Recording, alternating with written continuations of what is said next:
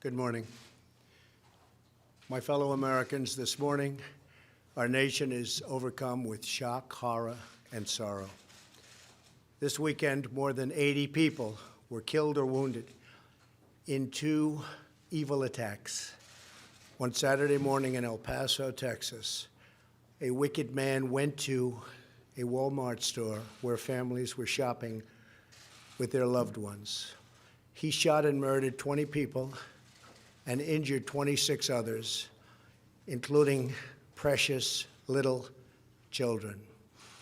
Then, in the early hours of Sunday morning, Dayton, Ohio, another twisted monster opened fire on a crowded downtown street. He murdered 9 people, including his own sister, and injured 27 others. The First Lady and I join all Americans in praying and grieving for the victims, their families, and the survivors. We will stand by their side forever. We will never forget. These barbaric slaughters are an assault upon our communities, an attack upon our nation, and a crime against all of humanity. We are outraged and sickened by this monstrous evil, the cruelty, the hatred, the malice, the bloodshed, and the terror. Our hearts are shattered for every family whose parents, children, husbands, and wives were ripped from their arms and their lives. America weeps for the fallen. We are a loving nation, and our children are entitled to grow up in a just, peaceful, and loving society. Together, we lock arms to shoulder the grief. We ask God in heaven to ease the anguish of those who suffer, and we vow to act with urgent resolve. I want to thank the many law enforcement personnel who responded to these atrocities with the extraordinary grace and courage of American heroes. I have spoken with Texas Governor Greg Abbott and Ohio Governor Mike DeWine, as well as Mayor DeMargo of El Paso, Texas, and Mayor Nan Whaley of Dayton, Ohio, to express our profound sadness and unfailing support. Today, we also send the condolences of our nation to President Obrador of Mexico and all the people of Mexico for the loss of their citizens in the El Paso shooting. Terrible, terrible thing. I have also been in close contact with Attorney General Barr and FBI Director Wray. Federal authorities are on the ground, and I have directed them to provide any and all assistance required, whatever is needed. The shooter in El Paso posted a manifesto online consumed by racist hate. In one voice, our nation must condemn racism, bigotry, and white supremacy. These sinister ideologies must be defeated. Hate has no place in America. Hatred warps the mind, ravages the heart, and devours the soul. We have asked the FBI to identify all further resources they need to investigate and disrupt hate crimes and domestic terrorism, whatever they need.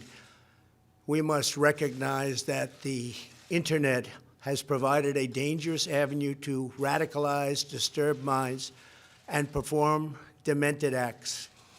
We must shine light on the dark recesses of the internet and stop mass murders before they start. The internet, likewise, is used for human trafficking, illegal drug distribution, and so many other heinous crimes. The perils of the internet and social media cannot be ignored, and they will not be ignored. In the 2 decades since Columbine, our nation has watched with rising horror and dread as one mass shooting has followed another, over and over again, decade after decade. We cannot allow ourselves to feel powerless. we can and will stop this evil contagion. In that task, we must honor the sacred memory of those we have lost by acting as one people. Open wounds cannot heal if we are divided. We must seek real bipartisan solutions. We have to do that in a bipartisan manner that will truly make America safer and better for all. First, we must do a better job of identifying and acting on early warning signs. I am directing the Department of Justice to work in partnership with local, state, and federal agencies, as well as social media companies, to develop tools that can detect mass shooters before they strike. As an example, the monster in the Parkland High School in Florida had many red flags against him, and yet nobody took decisive action. Nobody did anything. Why not? Second, we must stop the glorification of violence in our society. This includes the gruesome and grisly video games that are now commonplace. It is too easy today for troubled youth to surround themselves with a culture that celebrates violence. We must stop or substantially reduce this, and it has to begin immediately. Cultural change is hard, but each of us can choose to build a culture that celebrates the inherent worth and dignity of every human life. That's what we have to do.